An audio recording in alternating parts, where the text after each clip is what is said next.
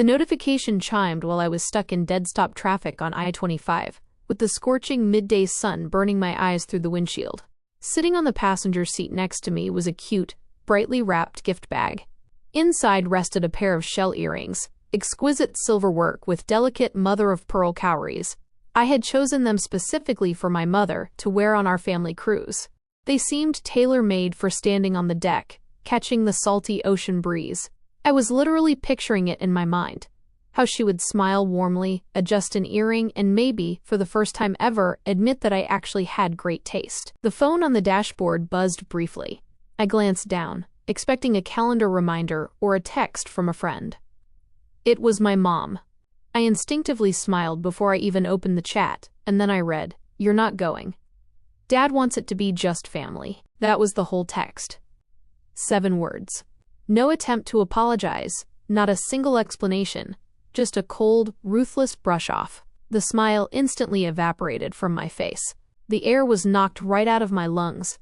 I reread the line over and over again, foolishly hoping I had misread it. A typo, maybe? Was it meant for someone else? But there it hung, right under her name. A clean, unambiguous verdict. A cruise that I had fully paid for. A trip I had poured the last 6 months of my life into organizing, planning every detail down to the dinner reservations. A vacation that consumed my entire annual work bonus, earned through sleepless nights at the office. My family's dream, funded out of my pocket, and I was no longer included in it. Behind me, someone honked irritably. Looking up, I noticed the traffic light had turned green. My hands were shaking uncontrollably on the steering wheel. I pressed the gas, but my foot felt foreign, heavy as lead. In a fraction of a second, the gift bag beside me looked pitiful. The shell earrings felt like a cruel joke. I drove completely on autopilot, with no idea where I was going, just following the flow of traffic, while those same 7 words pounded like a drum in my head. Dad wants it to be just family. The message was painfully transparent. I wasn't family. At least, not real family. I was a sponsor, an organizer, a cash cow. The person they called when something needed to be paid for, but whom they didn't want around when it was time to actually enjoy themselves. My name is Millie Miller. I am 33 years old.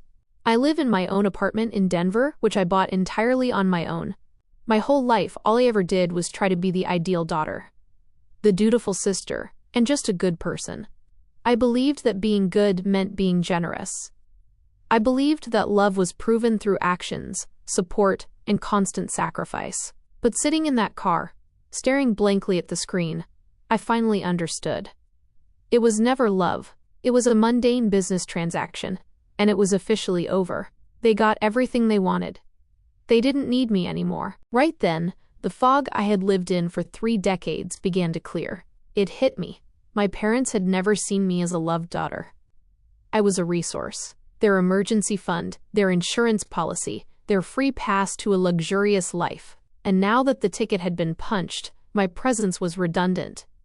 Worse, it was inconvenient. Before I tell you how everything got turned completely upside down, please hit the like button, subscribe to the channel, and let me know in the comments which city you're watching from. For as long as I can remember, love was spelled S-A-V-I-N-G. My entire youth revolved around the idea that my role in the Miller family was that of the fixer, the responsible adult who cleaned up everyone else's mess. It started small. If my younger sister Vanessa broke a floor lamp, I took the blame. I knew how anxious my parents were about money, and Vanessa's tears were always believed much faster. I quickly learned that a silent sacrifice was easier and safer than a loud conflict. My first major rescue mission happened when I was 16. My father's small construction business, into which he had poured his soul, went under. The 2008 financial crisis hit our house like a hurricane. I remember that sticky, heavy silence. The phone would ring off the hook, and my parents would just stare at it blankly. The air in the house felt so thick it was hard to breathe. For days, my dad lay on the couch staring at a turned-off TV, while my mom tried to stretch a single box of macaroni over 3 days. Back then, I was working 2 jobs after school. I was washing dishes in a greasy diner and stocking boxes at a supermarket. My earnings were modest, but to me, they meant everything. It was money saved for a future used car, for college application fees, for a ticket out of our suffocating little town. One late evening, I returned home smelling of stale water and detergent, and saw my mom. She was sobbing at the kitchen table over a stack of unpaid bills. A bright orange final notice stamp practically glowed in the dark. Without a second thought, I walked into my room, pulled out the entire stack of stashed cash from under my mattress, and set it down in front of her. It was over $500. My entire accumulated world. She looked at the money, then at me, and her eyes didn't hold gratitude. It was a bizarre cocktail of relief and shame. "Oh, Millie," she whispered. "You shouldn't have." But she took the money. And she never paid it back. That set the blueprint. I became the contingency plan. When Vanessa got it into her head to attend an expensive liberal arts college we couldn't afford, I became the cosigner for her loan. I had just landed my first real job in marketing, barely making enough for rent and my own student debts. But Vanessa had a dream. She needed the college experience. That experience lasted 1 semester. She dropped out, citing, quote, creative differences with her professors, and returned home with 0 credits and a mountain of debt. My parents wringed their hands. This will ruin her credit score. She'll never get on her feet. And once again, I bailed them out. I picked up freelance copywriting gigs for evenings and weekends, staring at my computer until my eyes burned. 2 years later, I had fully cleared her debt. As a thank you, Vanessa casually remarked that I was just lucky with finances, as if knowing how to earn money was an easy hobby, not backbreaking labor. She never did hold down a steady job, jumping from one dream project to another. All of them were subsidized by my parents, and my parents, in turn, were subsidized by me. Any family emergency automatically became my problem.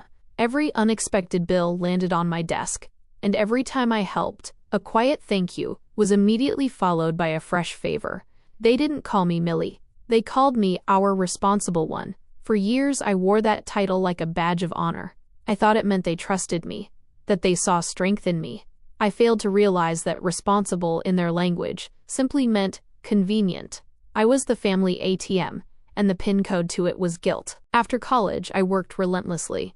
I poured myself into marketing analytics. I had a gift for it. I could see patterns in dry figures that others missed. My career took off, bringing promotions and hefty bonuses. At 29, I bought my first apartment.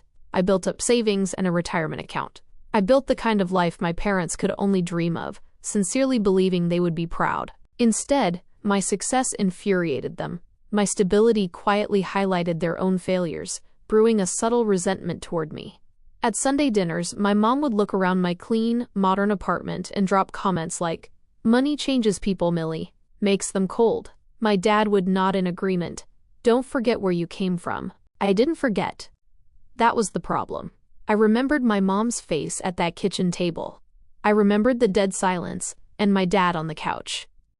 I remembered the feeling that if I didn't hold this entire structure together, everything would collapse. Which is why, when the idea of a cruise came up, I didn't hesitate for a second. It was another chance to save them, to fix things, to buy them a slice of happiness, and maybe, finally, buy their love. The idea was born over dinner at my place. I had cooked pot roast, my father's favorite dish. We sat around the solid oak dining table I had saved up for a whole year to buy. For a moment, it felt like we were a normal, happy family. Then my mom let out a dramatic, wistful sigh, a sound she had perfected over decades. She stared out the window at the Denver city lights. "You know," she drew out softly, "your father and I always dreamed of seeing the Caribbean, a real family vacation on a grand cruise ship." My dad played his part right on cue. He let out a heavy sigh of his own. "Cruises are out of our price range, honey. That's a whole different lifestyle." Vanessa, without looking up from her phone, chimed in. "Yeah, it'd be so nice to just escape all this stress." What stress she had was a total mystery. Her biggest daily struggle was picking a show to binge watch. I looked at them, at the hope in my mother's eyes, the rehearsed resignation of my father, the self-absorption of my sister. It was a perfectly staged play, and I was the sole audience member. In the past, I wouldn't have noticed, but now the puppeteer's strings were glaringly obvious. And yet, that 16-year-old girl inside me, still desperate to please her parents, took the bait. I wanted so badly to believe it wasn't a game. I believed this trip could heal us. I remember smiling, feeling that familiar rush of the savior complex. I'll pay for it all. We just got our end-of-quarter bonuses. They put up a token refusal, but it was that weak, performative protest that actually means, please, beg us to accept. Oh, Millie, no, we couldn't possibly, Mom said, though her eyes were already dancing with excitement. That's your money. You worked so hard for it. It's for the family, I insisted. I want to do this. We're all going. Every single one of us. The deal was struck. Their faces lit up. I was the good daughter again. For the rest of the evening, I was showered with praise. The pot roast was delicious, the apartment was beautiful, and I was the most wonderful daughter in the world. That warmth was intoxicating. I soaked it in, convincing myself that this was what a real family felt like. Over the next week, I spent my nights scouring travel booking sites, comparing ships and itineraries. I didn't cheap out. I booked the absolute best. 6 tickets. Mom, Dad, Vanessa, her on-again, off-again boyfriend Brandon, plus my aunt and uncle. Mom insisted it would be tacky to leave them out. I upgraded their accommodations to ocean view balcony suites. I booked shore excursions at every port, scuba diving in the Bahamas, ancient ruins in Mexico, ziplining through the jungles of Jamaica. I prepaid for specialty steakhouses and Italian restaurants on board, unlimited Wi-Fi packages, and premium drink packages. I planned every single detail, trying to make the vacation so perfect that it would erase all the bitterness of the past. The final damage: $21,840. I stared at that number for a long time before clicking confirm. It was a staggering amount, second only to the down payment on my condo. But as I typed in my credit card details, I whispered to myself, it's an investment in my family. It's my chance to finally be part of something whole, rather than just a perpetual sponsor watching from the sidelines. I forwarded the booking confirmation and receipts to our family group chat. I waited for phone calls, exclamations, messages along the lines of, Millie, thank you. This is the best gift of our lives. A couple of minutes later, my phone chimed. Mom sent a single text back, a single red heart emoji. That was the entirety of her gratitude. For $21,000 and a lifetime of hope, I received a heart emoji. And fool that I was, I decided that was enough. A month before the sale date, I decided to give them one more surprise. I ordered custom navy blue polo shirts, embroidered with white lettering, Miller Family Cruise 2025. A bit cheesy, sure, but I pictured us taking a group photo on the deck, a photo I would frame and put on my shelf as proof that we were finally okay. I carefully packed them up and shipped them to my parents' house. A few days passed. Crickets. The tracking number showed the package had been delivered 2 days prior. I brushed it off, assuming they were just busy. And then, the very next morning, came that text message while I was stuck in traffic on I-25. The text that shattered my world. You're not going. Dad wants it to be just family. At first, I thought it was a cruel, ill-conceived joke. My dad had a notoriously dry, clumsy sense of humor. I texted back a single question mark. The reply came back instantly. It'll just be less awkward this way. Vanessa deserves a break. Less awkward? What was that even supposed to mean? My heart slammed against my ribs, and my hands went ice cold. Vanessa deserves a break? From what? She hadn't held a job in 3 years. Her entire life was an uninterrupted vacation funded by me. I dialed my mom. 1 ring, straight to voicemail. I called my dad. Voicemail. I called Vanessa. Same thing. They were deliberately declining my calls. Panic flooded my chest. I opened the family group chat to type a message, but the chat wasn't there. My thumb swiped frantically across the screen, refusing to accept reality. Had they deleted the group? And then it hit me. I tried adding Vanessa to a new message thread, but an error popped up. I had been removed from their contacts. I was blocked. I sat in my apartment later that evening as the city lights flickered outside, a hollow, sickening emptiness growing inside me. They had erased me with a few taps on a screen. Late that night, my cousin Sarah, the only relative who saw through the family insanity, sent me a screenshot without any caption. It was a screenshot from a newly created group chat named Miller Cruise Crew. In the photo, Vanessa was posing in the custom polo shirt I had ordered, captioning it, "Scored our cruise gear." Can't wait for a drama-free trip. Thank God Millie was too busy with work to come winking face. That winking emoji at the end broke something inside me. It was a piece of deliberate, smug cruelty. They had spun the narrative to make it look like I backed out because of work. They stole my vacation, my sweets, my excursions, and turned me into the villain. I sat on the couch until dawn. The blue glow of my laptop screen illuminated the digital receipts. Cardholder name, Millie Miller. Primary traveler, Millie Miller. Every single second of their Caribbean dream was anchored to my bank account. I didn't cry. The pain was too deep for tears. It refined itself into a cold, hard, crystalline rage. Staring at my name on those receipts, a switch flipped in my mind. They threw me out the door. They framed me as the bad guy. They thought they could take everything I worked for and toss me aside like trash. But they forgot one tiny detail. I didn't need a tearful confrontation or an emotional scene. I needed control, and they had just reminded me that all the power was entirely in my hands. I greeted the sunrise with absolute, ringing clarity. The emotional storm had passed, leaving a quiet resolve in its wake. At 8:01 a.m., I poured a cup of coffee, pulled up the booking portal, and dialed the agency's customer service number.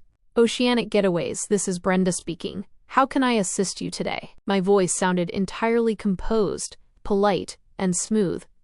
Good morning, Brenda. My name is Millie Miller. Reservation code 74B3982 for the Starlight Serenity. I need to make some modifications to my booking. Yes, I see your reservation for a party of 6 right here, Miss Miller. How can I help you? To start, I said, glancing at the itinerary options. Please cancel all prepaid specialty dining packages for the entire group. For all 6 guests? The agent double-checked, surprised. Correct. They can eat in the main buffet. Done. A refund of $1,800 has been credited back to your original payment method. Wonderful. Next, please cancel the unlimited Wi-Fi and premium beverage packages for everyone. That will be an additional $2,460 refund, Brenda replied, her tone shifting from cheerful to professionally discreet. Great. Moving down the list, the scuba diving excursion, the zip lining, and the private beach cabana. Cancel them all. With every click of Brenda's keyboard, I felt a physical weight lifting off my shoulders. I was reclaiming every piece of my trampled generosity. And most importantly, Brenda, the stateroom assignments. The 5 ocean view balcony suites under the names of Richard, Susan, Vanessa Miller, and the others. I need them downgraded. Downgraded? Yes. Reassign them to the most basic interior cabins available. The cheapest ones you have. Ideally on a lower deck, near the engine room. There was a brief silence on the line. Brenda was clearly processing the sheer magnitude of the family drama unfolding on her headset. I can transfer them to deck 2. Small interior cabins, no windows. Will that suffice? Perfect. I smiled for the first time in 24 hours. And what about your ticket, Miss Miller? Your royal suite on the penthouse deck? Oh, keep that one as is, I answered firmly. I'm still going. I paused, letting the words settle. I'm just not going with them. The 2 weeks leading up to the cruise passed in complete silence. I expected an explosion, screaming phone calls, my parents showing up at my apartment to demand answers. But there was nothing. Having written me out of the trip, they had simply written me out of their lives. They lived in blissful ignorance, completely unaware that their luxury vacation was about to turn into a nightmare. Boarding the ship in Miami was surreal. I had always traveled with others, surrounded by noise and chaos. This time, I walked up the gangway completely alone. I looked at the laughing families around me and felt no loneliness, only a heady, intoxicating sense of freedom. I was no longer responsible for anyone's happiness but my own. A porter took my single suitcase and escorted me to a private elevator. The penthouse suite took my breath away. A massive living area, a private hot tub, a wraparound balcony offering a 180-degree view of the ocean, and a chilled bottle of champagne waiting with a card that read, "Welcome aboard, Miss Miller." I stood on the balcony, breathing in the salty sea air, realizing this was my sanctuary. They couldn't touch me here. I knew a confrontation was inevitable. A cruise ship is large, but it's still a closed system. On the first day, I simply relaxed, ordered room service, and watched Miami fade into the horizon. I pictured them arriving at the port, expecting to be ushered to the top decks, only to be directed down to Deck 2, to a cramped, windowless box echoing with the low hum of the ship's engines. We didn't cross paths on day 1. On the second evening, I decided to wander down to the main buffet for a casual bite. The hall was loud, bustling, filled with the aroma of dozens of food stations. I grabbed a salad, took a seat by a large window, and spotted them. They were standing in line for the dessert station, looking utterly miserable. My father looked dark as a thundercloud, my mother was staring at the floor with a drained, exhausted expression, and Vanessa was furiously whispering something, waving her arms in irritation. A visible cloud of bitter disappointment hung over them. My mom spotted me first. Her eyes scanned the dining room and froze right on my table. She paled instantly, holding a serving spoon mid-air over a chocolate cake. She nudged my dad. His jaw set as he glared across the room with unadulterated fury. Vanessa turned last. Her face flushed a deep, ugly crimson of pure humiliation. I didn't hide or look away. I calmly chewed my salad, meeting their eyes with complete detachment. After a hushed exchange, they abandoned their place in line and marched straight toward my table. "What are you doing here?" my father growled under his breath. "What do you mean?" "I'm on vacation," I offered a polite, pleasant smile. "You said the trip was for family." "Well, I'm family. So here I am." They stood there, speechless. Vanessa's eyes darted down to my wrist, where a gold VIP guest wristband gleamed, a sharp contrast to their basic blue plastic bands. I stood up, wiping my mouth with a napkin. "Anyway, nice seeing you guys. I have a show to catch. Enjoy your dinner." The climax came that very evening. I was dining at Ocean Prime, the ship's high-end steakhouse. Halfway through my meal, I saw my family approach the host stand.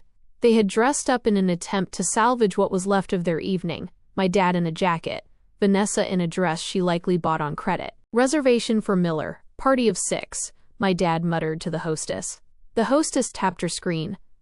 "I'm sorry, sir. I don't see a reservation under that name." "Our daughter booked everything for us," my mom interjected, her voice strained. "May I have your cabin number?" My dad read it off. The hostess offered a sympathetic look. "I apologize, sir, but this is a specialty dining venue. Your cabin tier includes dining at the main buffet and the standard dining room only." My mother's face went blotchy. Vanessa snapped, her voice carrying across the quiet restaurant. "You said Millie paid for everything.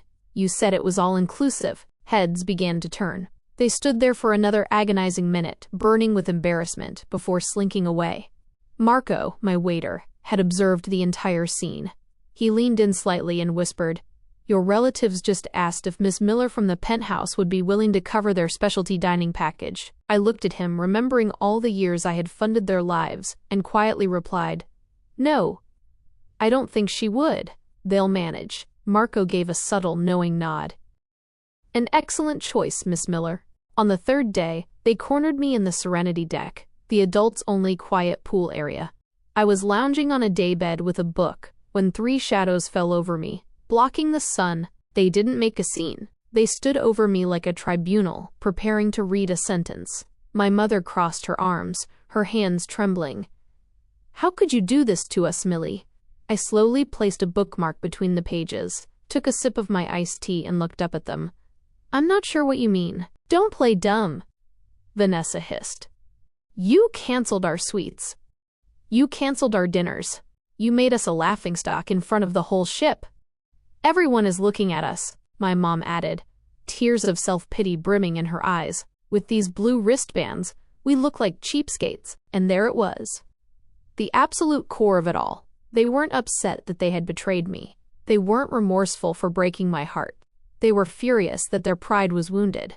They were humiliated, and in their minds, I was the bad guy for making them feel that way. Looking up at the 3 of them, I felt nothing but a cool, clear emptiness. "You look ridiculous," I said softly. "Let's review what actually happened. You accepted a $21,000 vacation paid for entirely by me. You then uninvited me from that very vacation via a text message because I'm not family. You lied to everyone, saying I was too busy with work. You blocked my number, and somehow, you are the victims here? My mother flinched. You're petty, Millie. Vanessa spat, her tone dripping with venom. Everything with you comes down to money. Money can't buy class. You're right, Vanessa, I replied, my voice cool and steady. Money can't buy class, but it does buy tickets, balconies, and the right to choose who gets to share in my hard work, and who doesn't. I paused, letting those words hang in the heavy afternoon air. All three of them stood frozen. I paid for this trip hoping to spend time with my family, I continued, without a hint of hesitation in my voice. But you made it abundantly clear that I'm not family to you. I was just an open bank account. Well, welcome to reality. The account is closed. Enjoy whatever is left of your vacation. You got exactly what you paid for. I reopened my book to the bookmarked page and lowered my eyes back to the text. The conversation was over. They lingered for another moment, searching for something to say, but they had nothing left.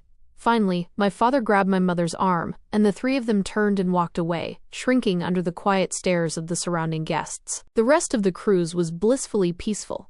I didn't hide, nor did I go out of my way to avoid or seek them out. When we docked back in Miami, I headed straight to the airport, flew back to Denver, and the very first thing I did was hire a locksmith to change the locks on my apartment door. Just in case. It has been 6 months now. My phone no longer rings with endless demands, complaints, or frantic requests for money transfers. That final moment on the deck was the boundary line I had needed my entire life. I can finally breathe. Sometimes, to find yourself, you just have to cancel someone else's reservation on your life.